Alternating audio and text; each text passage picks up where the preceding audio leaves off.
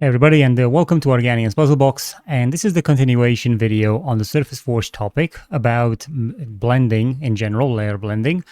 So this is part of module 3, and this is the first video within this module where we're going to talk about height blending, blending in general, and all sorts of masks and features.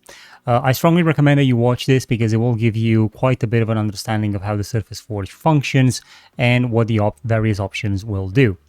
So we talked in the previous modules about things like, texture resolution, compression, how to bring textures in, how to use the texture graph.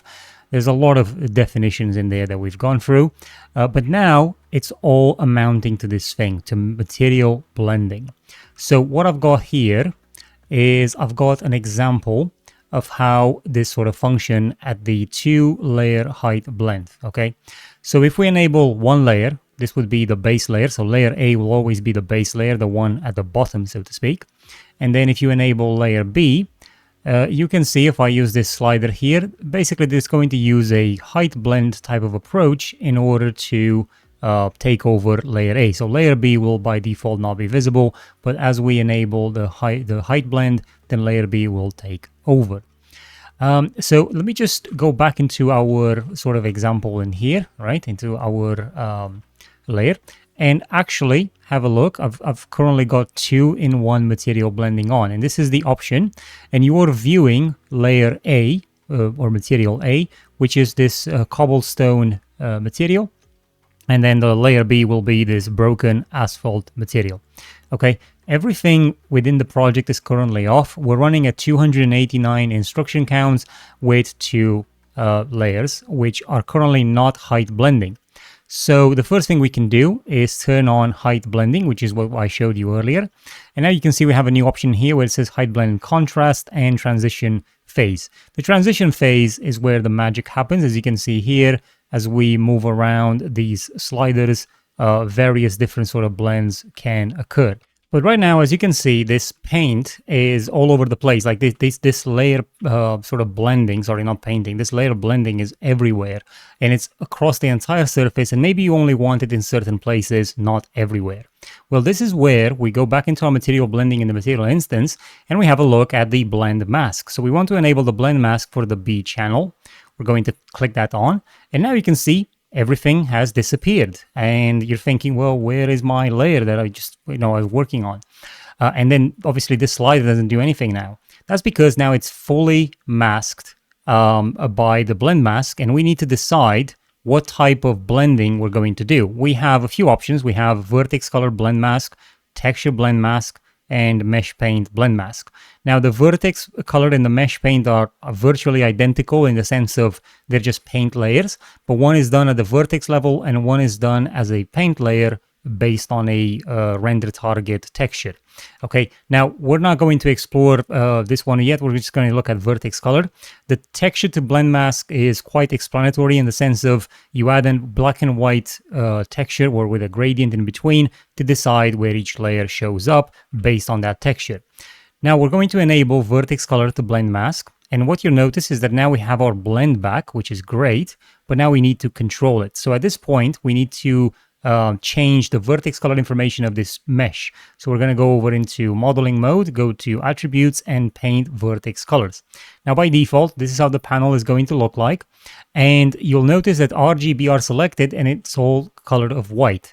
Most meshes, if not all meshes, are going to be like this when you import them into Unreal Engine. So what we want to do now is first we want to change our erase color to black, take the alpha to 0. This is going to be handy if you paint into the alpha channel at any point. And then we're going to put our paint color to pure white. Okay, with that done, we can actually erase everything, all this information, and then we can press accept.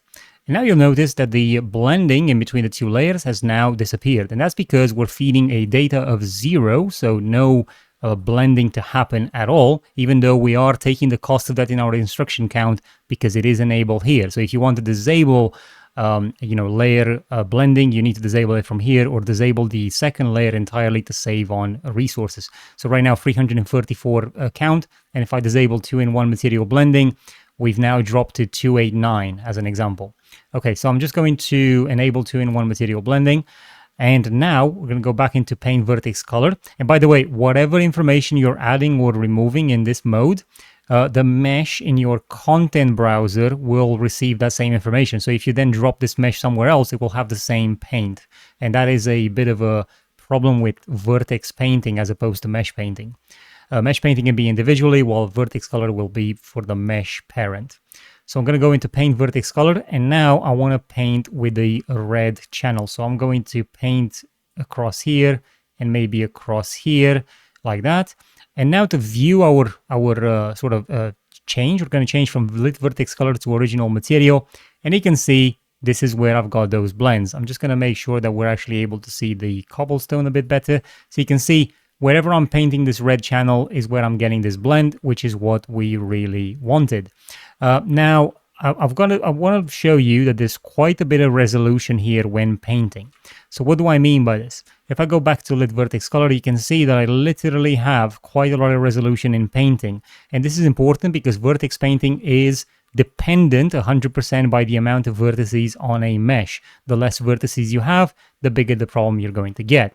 And this is further emphasized in this graph that I have over here. With mesh paint, depending on the resolution you set in mesh paint, you can get a nice sort of paint amount between green, red, and blue. With vertex density, this right now is a plane with 4 vertices only, and we're getting an RGB sort of texture, which is going to display our defined layer between layer A and layer B, with a very smooth gradient and not very defined. As we increase the vertex count, we can see that the RGB mix can be a lot more defined, meaning that you can have far sharper transitions between one layer to the other. And this is exactly what we want, but you've got to make sure that you don't overdo it on vertices. Right now we have quite a lot of high vertex count in here, and this allows us to have a nice resolution on the RGB. Obviously, based on this graph, there is a point of diminishing returns on this. And it's the same thing in Unreal Engine. So if I actually press accept here, and we have a look over our mesh, I'm going to go to the content browser, right click it, and disable nanite because I want to see its actual geometry. So Alt-2 to look at that geometry, and look how many vertices we have. So no wonder that our paint of vertex color was so crisp. It's because we have a lot of vertices to work with.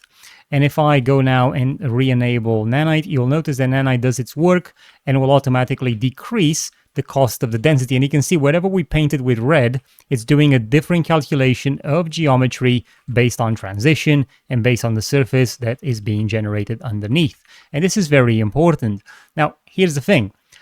When we switch over to paint vertex color like this, you'll notice, right, as I said to you, you have such a high amount of resolution to play with because of those vertices, right? It's very important. And if we go back into original material, to view it, you'll notice nanite displacement is off. This is by design because right now you're editing the base mesh without nanite displacement or nanite tessellation, whatever enabled, which allows you to actually paint on the actual vertices rather than the nanite generated ones. So then we're going to press accept, and now our displacement is back, albeit not very strong. So displacement right now is not very strong because we have enable material adjustment off. I could enable this, which then gives us a bit more sort of oomph on the textures and stuff like that, but it's also increased our instruction count.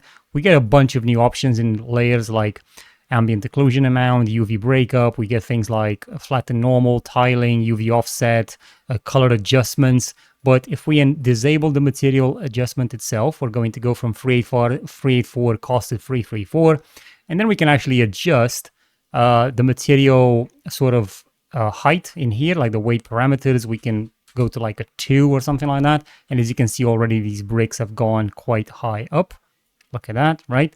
And then if we want, we can bring some more of this height blending between the asphalt and the concrete, the cobblestone, sorry. Yeah. So you can see there just like that. And that in itself is a very interesting, as I said, sort of overview, I think. I mean, I think it's very explanatory of what we're doing so far with the system. Now, here's another interesting sort of tidbit for you to work on, right? We currently have displacement enabled and we have height blending enabled. Now, here's the thing. If you actually want to disable tessellation, so we're going to go in here and we have disable tessellation, right? And now it's a flat plane. We do have parallax occlusion mapping that can be enabled per layer. Because of the nature of parallax occlusion mapping and the camera vector VS and the pixel shader calculations, if we enable parallax occlusion mapping now on layer A, we will get errors, and there's a bunch of them in here, and they're all related to the camera world space. And this is because we're doing these height blends over here. So if I actually disable, by the way, you can disable height blending or material blending at their headline here.